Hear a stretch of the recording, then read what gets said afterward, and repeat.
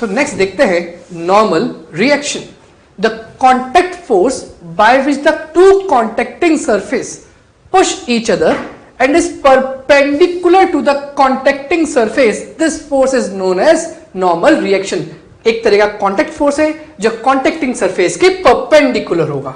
Students, इस normal reaction की बात करें, जैसा कि सर ने आपको डेफिनेशन बताई, the contact force by which two contacting surface push each other and its direction is perpendicular to contacting surface. बच्चों, एक एग्जांपल हम लोग यहां पर डिस्कशन में ले रहे हैं। इस एग्जांपल को अगर हम लोग माने तो ऑब्जर्व कीजिए कि ये एक सरफेस है और इस सरफेस के ऊपर से हम लोग एक ब्लॉक को ड्रॉप कर रहे हैं। इमेजिन करके देखिए बच्चों, इस ब्लॉक को जब तक ये कांटेक्ट में नहीं है तो इस पे अर्थ अपना फोर्स लगा रही है, जिसको हम लोग बोलेंगे ग्रेविटी फोर्स, इसका वेट mg।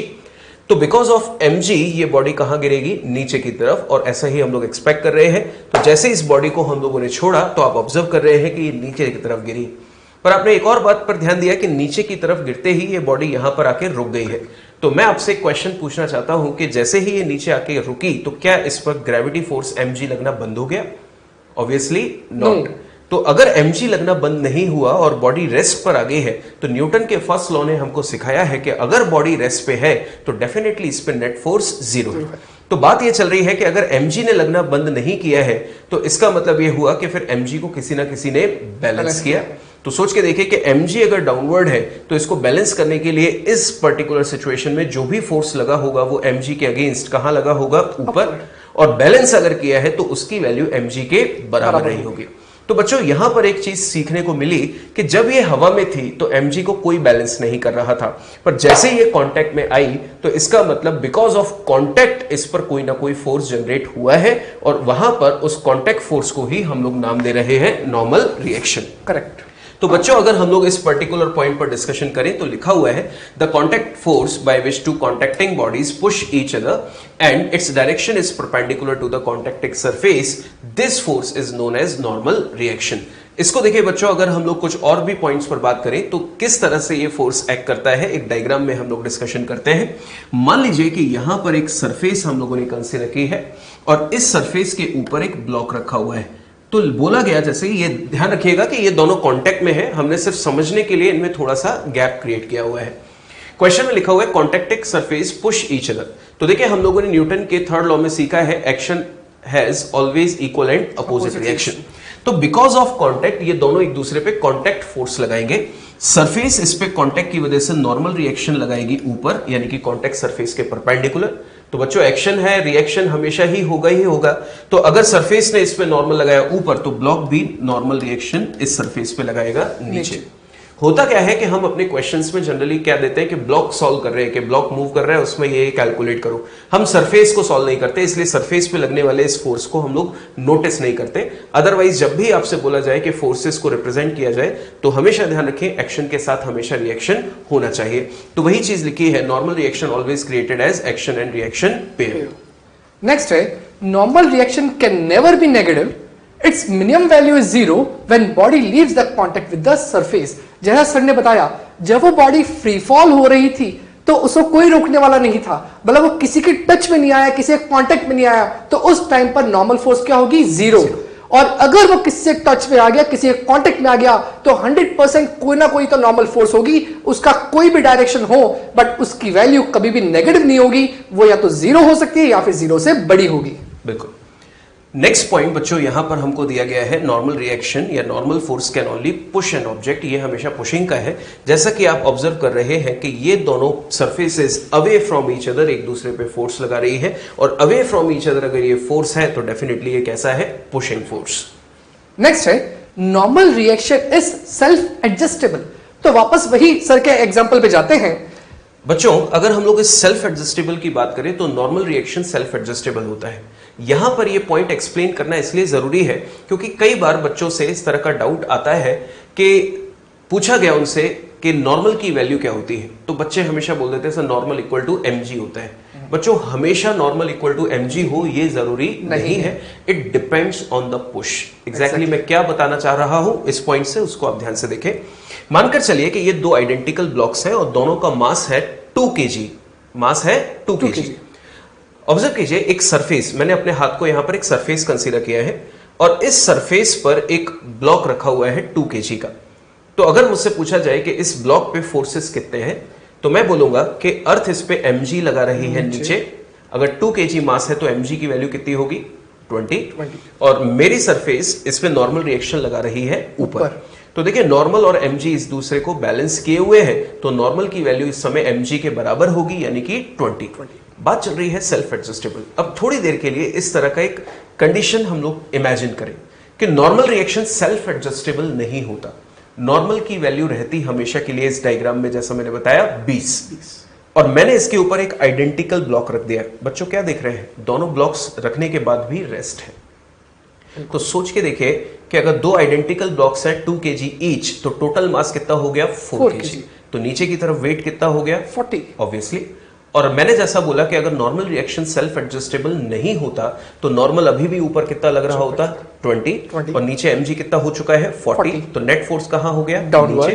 तो ये डस्टर्स यहां रुके ही नहीं सकते थे, ये नीचे की तरफ एक्सेलरेट हो जाते। तो अगर ये रुके हुए हैं तो डेफिनेटली नॉर्मल ने अपनी वैल्यू को बढ़ा लिया है, और बढ़ा के इनके बराबर कितना कर लिया है? 40। तो remember, normal reaction self adjustable force होता है, और उसकी वैल्यू कहती है, अगर पूछा जाए कितनी होती है, तो आपका आंसर होना चाहिए applied push on the surface. Surface को बॉडी जितना ज्यादा पुश करेगी, सरफेस भी रिटर्न में उतना ही ज्यादा नॉर्मल उसको प्रोवाइड करेगी। तो कभी भी आपसे पूछा जाए कि नॉर्मल रिएक्शन की वैल्यू क्या होती है, तो आपका सीधा सा जवाब होना चाहिए it is equal to applied push on the contact surface. अब ये डिपेंड करता है कि वो कितना है। एग्जैक्टली।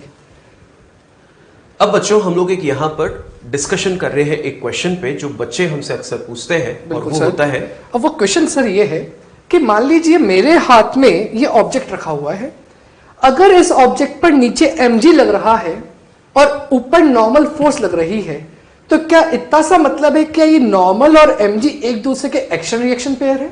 बिल्कुल सर, एक बहुत अच्छा क्वेश्चन बच्चों की तरफ से आपने रखा। बच्चों इस क्वेश्चन को हमें क्लियर करना जरूरी है कि नॉर्मल और mg एक्शन रिएक्शन पेयर होते हैं या नहीं होते। और इसको मैं एक क्वेश्चन की हेल्प से यहां पर डिस्कस कर रहा हूं, और आपको भी इस क्वेश्चन को मेरे साथ में सॉल्व करना है। ऑब्जर्व कीजिए बच्चों, यहां पर हम लोग एक एग्जाम्पल क्रिएट कर रहे हैं। मान लीजिए ये अर्थ है, मान लेते हैं ये अर्थ का सेंटर हमने कंसीडर कर लिया, अर्थ का टोटल मास हमने ले लिया कैपिटल M, और यहां पर एक ब्लॉक हम लोग मान लें स्मॉल m, जो कि कांटेक्ट में है और यहां रखा हुआ है। हम अभी फिलहाल किसी भी तरह के रफ सरफेस यानी कि फ्रिक्शन जैसे फोर्स को कंसीडर नहीं कर रहे, अभी जो हमने पढ़े केवल उन्हीं पर बात कर रहे हैं। बच्चों अगर मैं आपसे पूछूं कि अर्थ और ब्लॉक आपस में एक दूसरे पर कौन कौन से फोर्सेस लगा रही होगी, तो अगर हम लोग यहां पर इनके डायग्राम्स बनाए, तो देखें सबसे पहले ये अर्थ और ये ब्लॉक। बच्चों ध्यान रखना, मैंने सिर्फ समझाने के लिए इन दोनों को अलग किया है ताकि मैं फोर्सेस को सही तरह से रिप्रेजेंट कर पाऊं, अदरवाइज ये दोनों इस डायग्राम की तरह कांटेक्ट में है। तो सबसे पहले एक दूसरे पर ये जो फोर्स लगाएंगे, जो हमने फर्स्ट फोर्स पढ़ा था वो कौन सा था? वेट, यानी कि ग्रेविटेशनल फोर्स। तो ऑब्जर्व कीजिए, अर्थ इस पर नीचे की तरफ एक फोर्स लगाएगी यानी कि वेट, जिसकी वैल्यू होगी mg, और मैंने लिख दिया इसको by earth on the body. तो आंसर दीजिए, action has equal and opposite reaction. अगर अर्थ ने बॉडी को अट्रैक्ट किया है नीचे, तो बॉडी भी अर्थ को अट्रैक्ट करेगी ऊपर। तो यहां पर मैंने लिख दिया mg on earth by body. बच्चों एक फोर्स का पेयर तो ये हो चुका है, और दूसरा फोर्स जो हम लोग अभी डिस्कशन कर ही रहे हैं वो है फोर्स बिकॉज ऑफ कांटेक्ट। तो आंसर दीजिए, ये दोनों कांटेक्ट में है तो एक दूसरे पे क्या लगा रहे होंगे? Normal reaction, definitely. तो ऑब्जर्व कीजिए, ये सरफेस और ये ब्लॉक। बच्चों मैं वापस से अगेन बोल रहा हूं, ये दोनों कांटेक्ट में ही है, हमने सिर्फ समझाने के लिए इन दोनों को अलग अलग रखा है। तो बिकॉज ऑफ कांटेक्ट ये एक दूसरे पे नॉर्मल लगा रहे होंगे। अर्थ ने ब्लॉक पे लगाया नॉर्मल ऊपर, तो ब्लॉक भी अर्थ पे नॉर्मल लगाएगा नीचे। बच्चों हमारे पास जब क्वेश्चन होते हैं तो क्या लगता है, हमें अर्थ को सॉल्व कराते हैं या फिर ब्लॉक को? ऑब्वियसली ब्लॉक को। तो हमें नेट फोर्स यानी कि टोटल फोर्सेस जो ब्लॉक पे लग रहे हैं वो देख रहे हैं। बच्चों इन दोनों डायग्राम्स को ध्यान से देखिए और बताइए कि इस ब्लॉक पे टोटल कितने फोर्सेस लग रहे हैं। ऑब्वियसली तो उन फोर्सेस को अगर हम लोग यहां मार्क करें तो देखिए इस ब्लॉक पे ऊपर की तरफ लग रहा है नॉर्मल और नीचे की तरफ mg।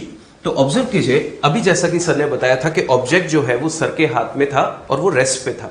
तो आंसर दीजिए, अगर वो रेस्ट पे है तो नॉर्मल और mg एक दूसरे को बैलेंस कर रहे हैं। तो यहां पे मैं लिख सकता हूं कि नॉर्मल की वैल्यू mg के बराबर है। तो बच्चों क्वेश्चन हमारा ये चल रहा था, क्या ये नॉर्मल और mg एक्शन रिएक्शन पेयर है? तो आंसर है ऑब्वियसली नो। रीजन हम आपको पहले ही बता चुके हैं। ये नॉर्मल और एमजी पॉइंट नंबर 1, एक तो एक ही बॉडी पर लग रहे हैं, दूसरा एक दूसरे को कैंसिल कर रहे हैं, जबकि एक्शन रिएक्शन ना तो एक ही बॉडी पे लगते हैं, अलग अलग पे लगते हैं, और दूसरा कभी एक दूसरे को कैंसिल नहीं करते। और ये एक्शन रिएक्शन, इन दोनों का नेचर भी अलग है। एमजी जो है वो ग्रेविटेशनल फोर्स है और नॉर्मल रिएक्शन इलेक्ट्रोमैग्नेटिक फोर्स है, जबकि एक्शन रिएक्शन का तो नेचर एग्जैक्टली सेम होता है। So here we can say कि नॉर्मल और एमजी इस तरह से एक दूसरे के बराबर आ रहे हैं, पर आपको कभी भी ये नहीं मानना है कि नॉर्मल और एमजी एक्शन रिएक्शन है। ये एक्शन रिएक्शन नहीं होते, और नॉर्मल की वैल्यू हमेशा अप्लाइड पुश के बराबर होती है जो बॉडी सरफेस पर अप्लाई करती है। बिल्कुल सर। तो नेक्स्ट देखते हैं कि जो नॉर्मल फोर्सेस होंगे वो नॉर्मल फोर्स कैसे किस डायरेक्शन तरफ लगते हैं।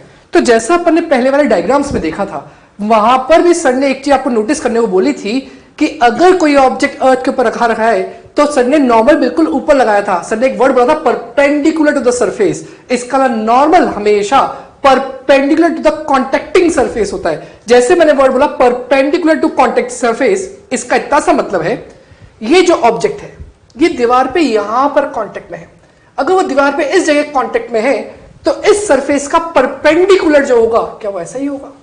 और क्या वो पुशिंग नेचर का है? बिल्कुल है। इसका नॉर्मल फोर्स पुशिंग नेचर का, परपेंडिकुलर टू सरफेस, तो ये इसको क्या बोल दिया? नॉर्मल। यहां पर सिमिलरली इस पॉइंट पर भी ऑब्जेक्ट टच हो रहा है तो इस पॉइंट पे एक और कांटेक्ट फोर्स आएगा, मतलब नॉर्मल वापस आएगा, और नॉर्मल उसके क्या होगा? परपेंडिकुलर। तो ये अपना क्या बन गया? N dash. और एक बात ध्यान रखना, ये जरूरी नहीं है कि ये एन और एन डैश एक जैसे हो। इट कैन हैपन कि ये दोनों अलग अलग हो। नेक्स्ट अपन सरफेस देख रहे हैं जहां पर ऑब्जेक्ट बिल्कुल फ्लैट सरफेस रखा हुआ है। उम्मीदें देखते ही समझ में आ रहा होगा, सर ने जस्ट इससे पहले यही समझाया था। तो यहां पर क्या लग रहा था? नीचे mg लग रहा था, और सरफेस के द्वारा जो ऑब्जेक्ट पे लगा वो नॉर्मल परपेंडिकुलर टू है। तो क्या होगा? ये नॉर्मल कहां लग गया? अपवर्ड, और perpendicular to the surface. Next, इस सरफेस की बात करें तो क्या ये एक इंक्लाइंड प्लेन है? इंक्लाइंड प्लेन है तो उस केस में ये जो सरफेस है, इस सरफेस का जो परपेंडिकुलर होगा क्या वो इधर ही तो होगा। तो इस पर्टिकुलर ऑब्जेक्ट पर, इस बॉक्स पर जो नॉर्मल फोर्स लग रहा है वो normal force perpendicular to surface और इधर लग रहा है। तो ये क्या हो गया? इसका नॉर्मल फोर्स। तो इसे क्या कंक्लूजन दे सकते हैं? इससे कंक्लूजन दे सकते हैं normal reaction always acts perpendicular to the contacting surface.